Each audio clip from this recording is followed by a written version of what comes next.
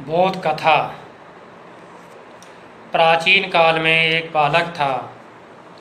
जब वह 6 वर्ष का हो गया था, उसके माता पिता ने उसको शिक्षा प्राप्त करने के लिए गुरु के आश्रम में, गुरुकुल में भेज दिया था।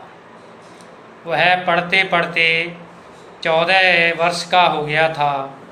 उससे पहली कक्षा पास नहीं हुई। गुरुजी ने यह देखकर उस बालक से कहा, तुम शिक्षा प्राप्त नहीं कर पाओगे, तुम घर चले जाओ, अपने माता पिता के कार्यों में सहयोग करो, कोई अन्य कार्य सीखो, परिश्रम करो, जिससे आप जीवन यापन कर सकें। वह बालक गुरुजी की बात मानकर अपने घर चला आया। उसकी भेंट पिताजी से हुई। पिताजी के पूछने पर उसने गुरुजी की बात बताई। तब पिताजी ने बेटे से कहा, बेटा, तुम 14 साल के हो गए हो और 14 वर्ष की अवस्था में तुमने पहली कक्षा पास नहीं कर पाई। हमारे लिए तो यह शर्म की बात है। तुमको शर्म नहीं आती। हम तो कहीं समाज में मुँह दिखाने लायक नहीं रहे। हमारे लिए मुसीबत हो गई है। लड़का दुखी हो गया। दुखी होकर अपनी माँ के पास गया और माँ के पूछने पर पिताजी और गुरुजी की बात बताई। तब माँ ने भी बेटे से कहा, हे बेटा, तुम 14 साल की अवस्था के हो गए हो। तुमने 14 वर्ष की अवस्था में प्रथम कक्षा पास नहीं कर पाई।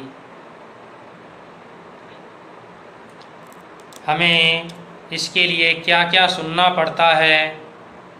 तुम यहाँ से कहीं दूर चले जाओ।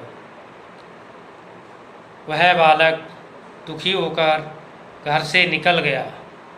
चलते चलते वह किसी गांव में पहुंचा। सुबह हो गई थी। सड़क के किनारे वृक्ष के नीचे बैठे बालक ने सोचा कि मैया कुआं पर पानी भर रही है। जब वह चली जाएगी तब मैं इसी कुएं में कूदकर अपनी जान दे दूंगा। जब वह कुआं में कूदने को तैयार हुआ ही था कि इतने में वहाँ कोई संत आ गए। संत को प्यास लगी हुई थी और सत्तू भी खाने थे।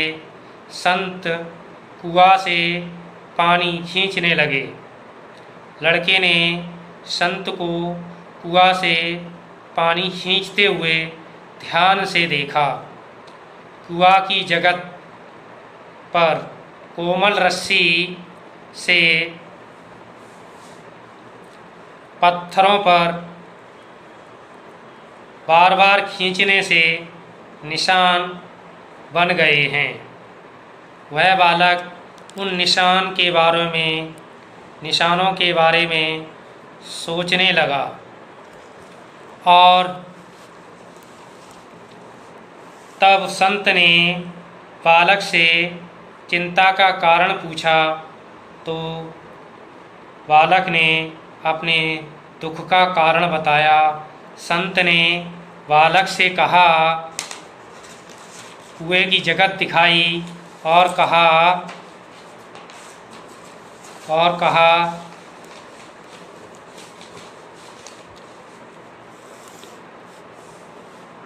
कि मथक मथक मति होत सुजान, करत करत अभ्यास के जड़मत होत सुजान।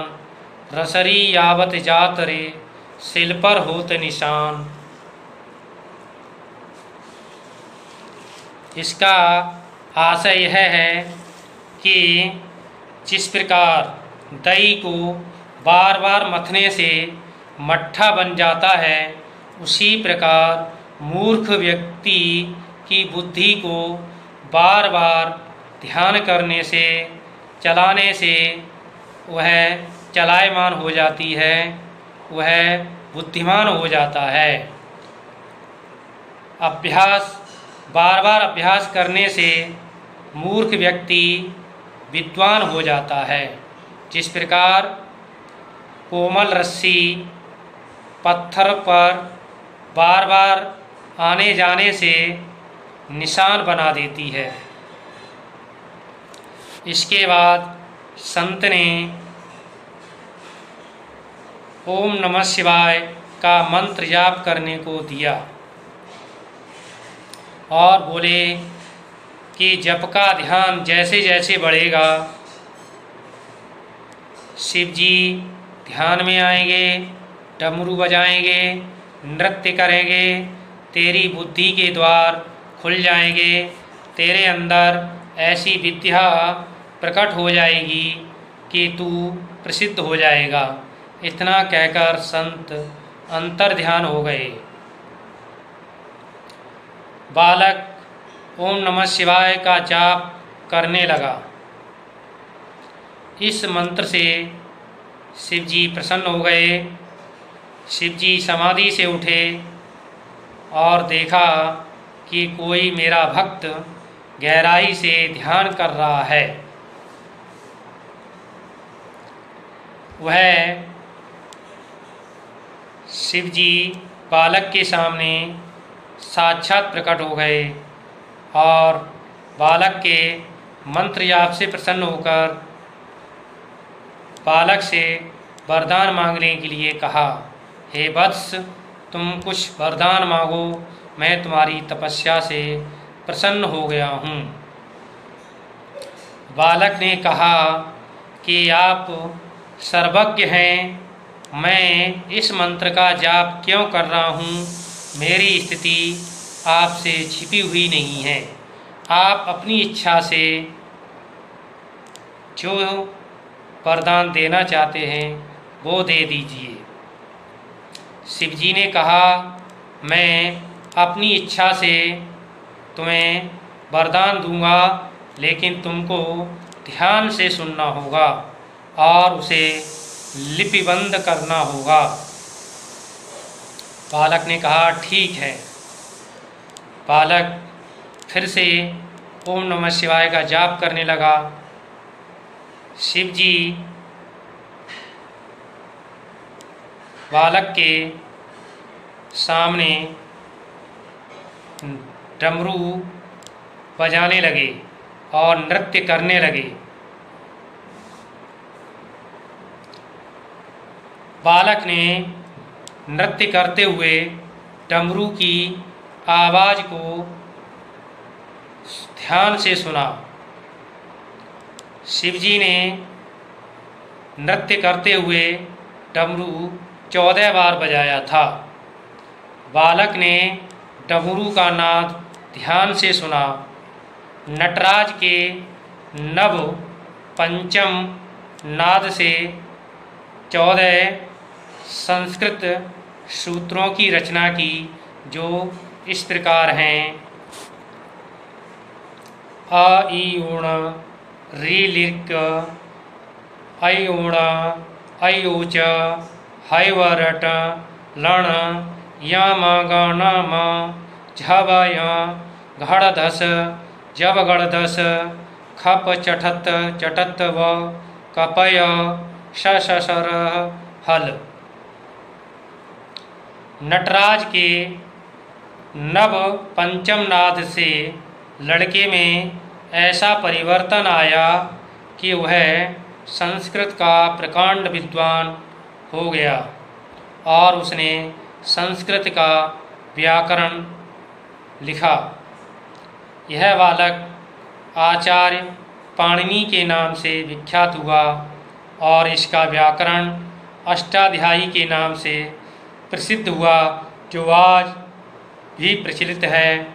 अष्टाध्यायी के 8 अध्याय हैं।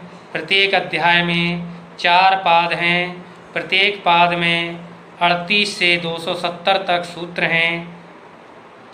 इस प्रकार अष्टाध्यायी में 4000 सूत्र हैं और इन्हीं 14 माहेश्वर सूत्रों से हिंदी संस्कृत वर्णमाला का प्रारंभ हुआ है।